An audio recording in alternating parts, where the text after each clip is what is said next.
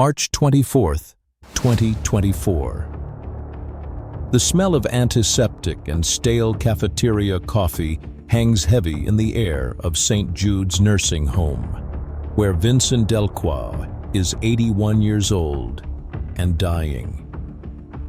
His breathing is a shallow, rattling dirge, but his eyes are diamond sharp, locked on the tape recorder between them. For 47 years, Delqua, the former FBI special agent in charge of Newark's Organized Crime Division, has carried a secret that rewrites history. The world believes the disappearance of 14 Genovese family men in the summer of 1977 was a mob purge. Vincent Delqua knows the truth. They weren't killed by a rival crew. They were exterminated by an ordinary family of construction contractors, World War II veterans who turned their quiet Hoboken street into a battlefield and their city's foundations into a tomb. As the tape spins, Delqua's trembling voice peels back the layers of the only case that ever broke him, whispering of a justice so cold, so final, it was poured in concrete. This is the story of the Hoboken Bloodbath, and it begins with the day the Mobsters learned that the quiet men pouring their sidewalks had once stormed the beaches of hell and were not afraid to go back. The tape hissed softly in the sterile quiet of the room. Vincent Delqua's breath, that rattling radiator sigh, seemed to sync with its spin. He didn't open his eyes, but his voice, papery yet precise, continued, as if the click of the recorder had been a pause, not a stop. "The concrete," he whispered, his gaze now distant, focused on the water-stained ceiling tiles as if they were a movie screen for the past. That was the genius of it, not the shooting. Any fool with a Tommy gun can make a mess. The concrete was archival. It was a permanent filing system for the irredeemable. He leaned forward, the joints of his wheelchair creaking in protest. "You think the story ends with Lupo broken and the Russos back at work? It doesn't. It rippled. The silence after that night. It was the loudest sound I've ever heard. But to understand the depth of that silence, you have to understand the depth of the wound that caused it. This wasn't just about money. It was about a fundamental betrayal of the world they'd bled to build."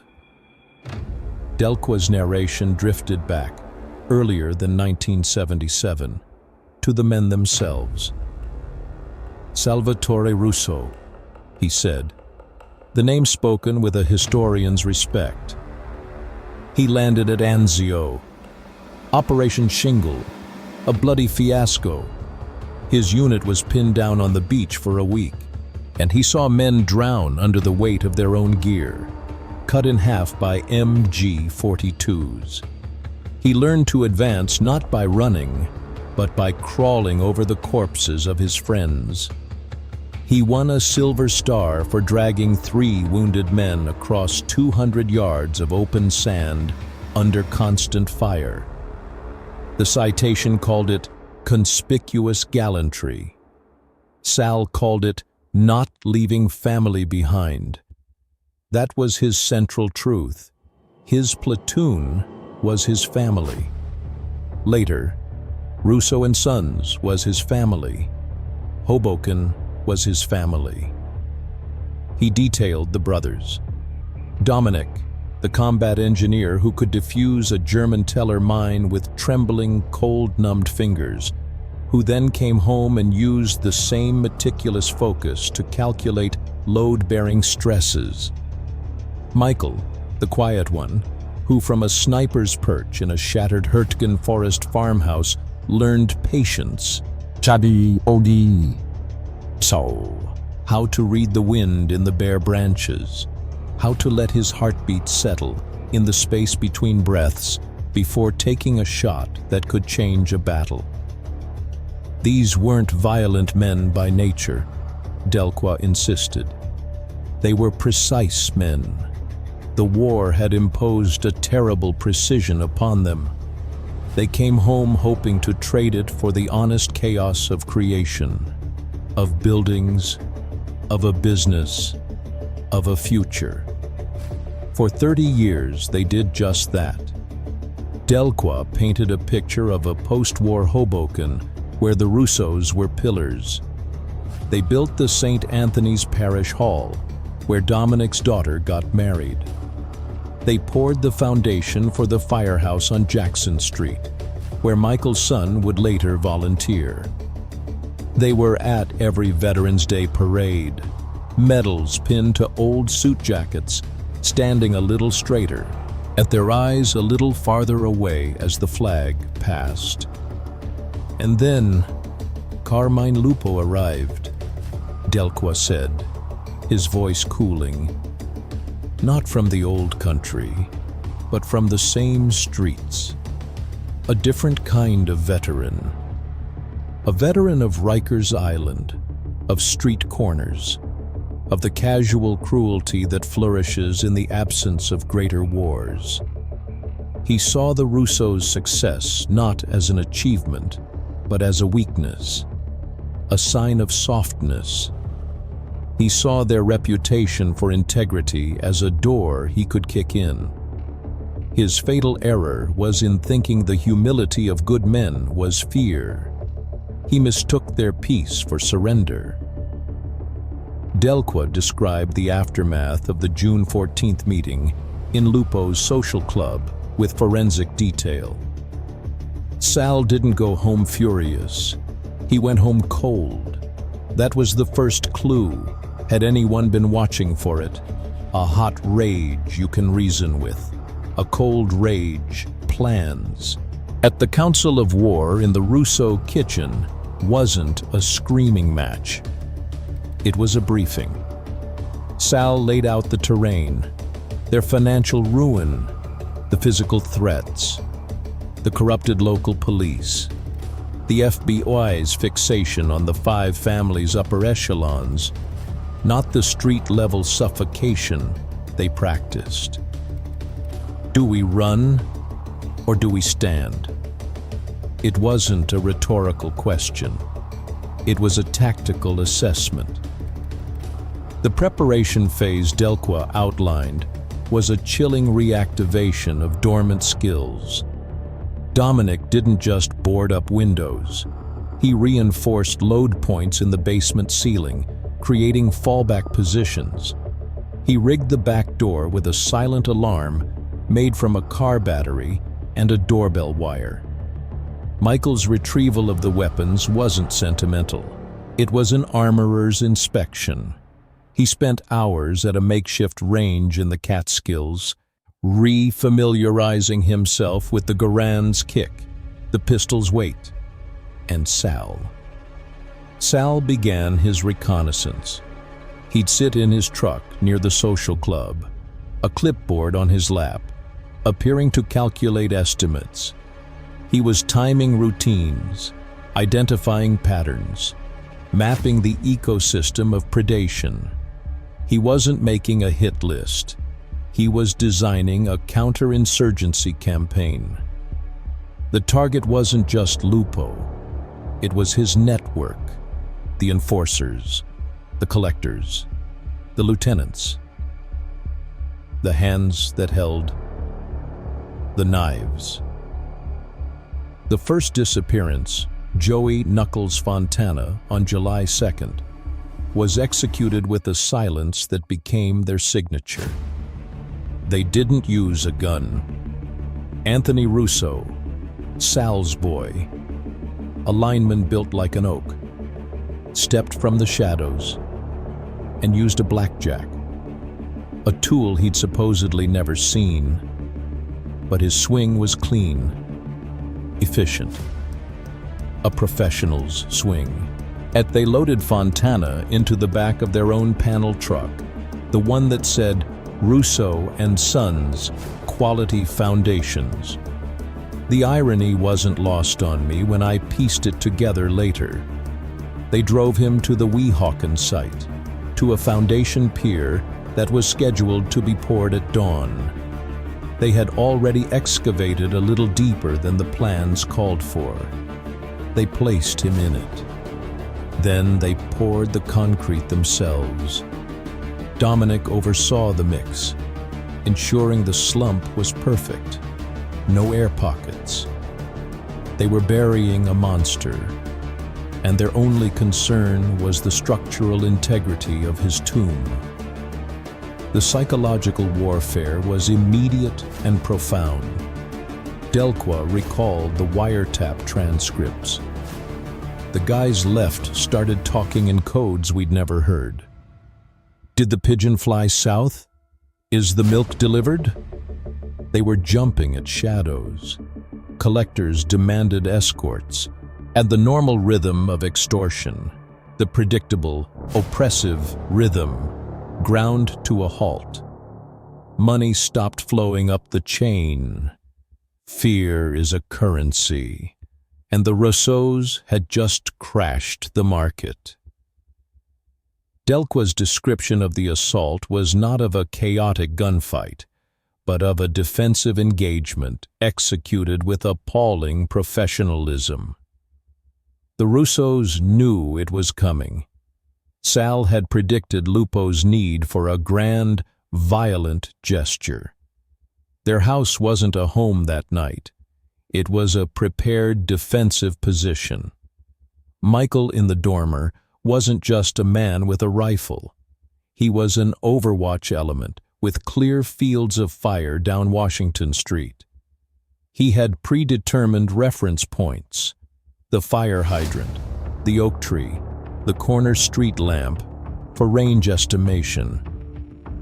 Dominic in the alley covered the fatal funnel of the back entrance, and his shotgun loaded with alternating buckshot and slug for close-up and penetration work.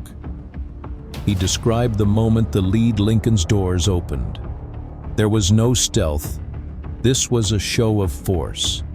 They swaggered up the walk, shotguns and Chicago typewriters in hand. They expected terror, compliance, the satisfying shatter of wood and glass. What they got was a target-rich environment. The first gunman, a bruiser named Marco the Door. Del Grosso kicked in the front door. Michael's shot took him center mass. The .30-06 round didn't just kill him, it removed him from the threshold, clearing the fatal funnel. It was a calculated, tactical shot. The following confusion wasn't just panic. It was a military unit losing its point man in an ambush. They scattered for cover behind their cars, but they were in the kill zone Michael had already mapped. For 12 minutes, Delqua explained, the Russos fought not as brawlers, but as a fire team. Sal and his sons held the ground floor, using the sturdy, old-world construction of the house as a bunker. They practiced fire discipline: shoot, move, communicate. I later matched the ballistic evidence. The Garands fired in rotating sequence, never all reloading at once. They created a steady, suppressing fire. Meanwhile, Dominic, using the basement tunnel he'd reinforced, emerged from the side gate of the neighbor's property. He flanked the three gunmen huddled behind the second Lincoln. From 10 yards, with a shotgun, it wasn't a fight. It was a verdict. The sole survivor, Paulie, a 20-year-old kid who'd been driving a month earlier, was the key to Sal's endgame. They didn't spare him out of mercy. They spared him as a messenger, When Sal dragged him inside, covered in plaster dust and the copper scent of blood, he didn't scream at him. He sat him down at the kitchen table, poured him a shot of anisette, and he spoke to him quietly, like a father. "You tell Carmine," Sal said. "You tell him the debt is paid. You tell him Hoboken is closed. You tell him if he ever looks at my family, at this street, at this city again, we won't come for his soldiers. We'll come for him. And we won't use concrete. We'll use the fire he loves so much." Then they sent him walking out into the sirens and the flashing lights. This was where Delqua's personal ghost story began. The official FBI response was a frantic effort to fit a square peg into a round hole. We were conditioned to think in terms of syndicate dynamics. This didn't fit. There were no calls to New York claiming credit. No boasting. No territory grabs. Just a vacuum. My supervisor wanted to pin it on the Gambinos, use it as leverage in another case. I was the junior agent assigned to make the evidence fit that narrative.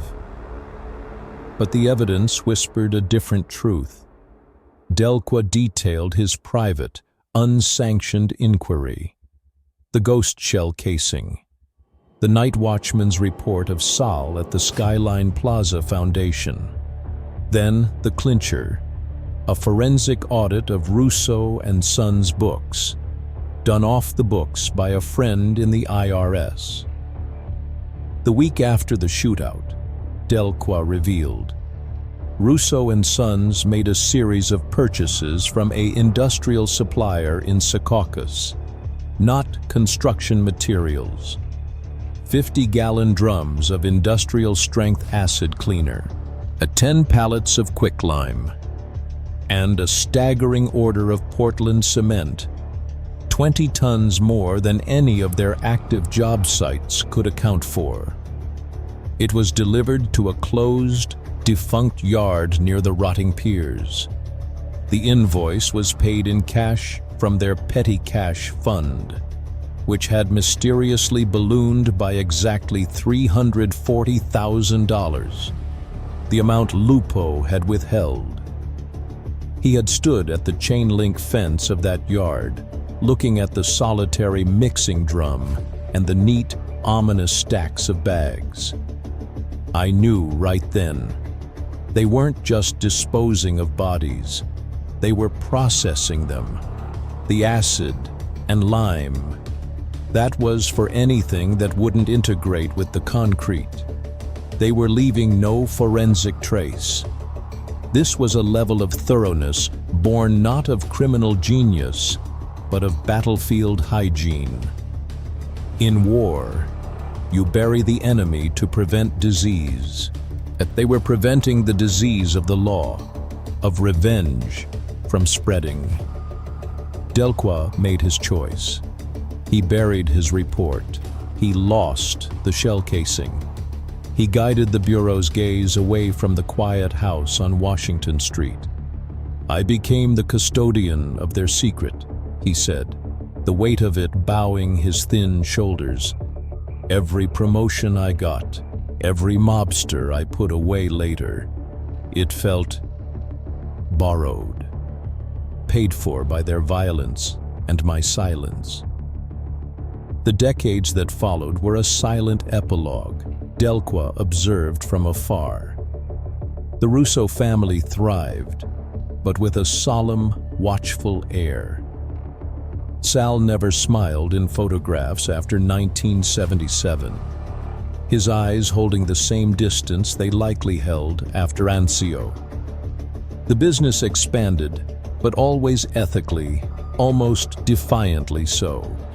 They became known for hiring ex-cons trying to go straight, for funding addiction programs, for being the immovable object against any resurgence of street-level corruption.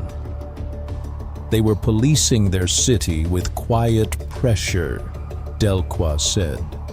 If a new crew tried to move in, suddenly they'd find they couldn't get a decent contractor. Their warehouse leases would fall through. Their legitimate fronts would be undercut by Russo bids. It was a cold, economic siege. And behind it all was the unspoken legend of the Bloodbath, a story too outlandish for the new yuppies moving into Hoboken's renovated brownstones, but one that still circulated in the foundations of the old city. The physical legacy surfaced in macabre flashes. The 2005 discovery of bones in the Weehawken warehouse pilings. In 2011, during seismic retrofitting of the Skyline Plaza, by then a dated office building, workers using ground-penetrating radar found unexpected density anomalies in the foundational mat. The building engineers, concerned about structural integrity, consulted the original blueprints. In the margin of the foundation plan for the West Core, in Dominic Russo's precise engineer's script, was a small, cryptic note. Add 5% aggregate for reinforcement, for permanent stability. Permanent stability, Delqua echoed with a weary chuckle. He wasn't talking about the concrete. The light in the room had faded to a deep blue twilight. Delqua was a silhouette against the window. They're all gone now, he said. Sal, Dominic, Michael. Anthony Russo died last year. Paul, the younger son, has Alzheimer's. He doesn't remember his own children some days, let alone 1977. The truth is dying with me, and that's why you're here. He fixed the interviewer with a look of profound urgency. I'm not telling you this for absolution. I don't want it. I'm telling you because the story is a weapon.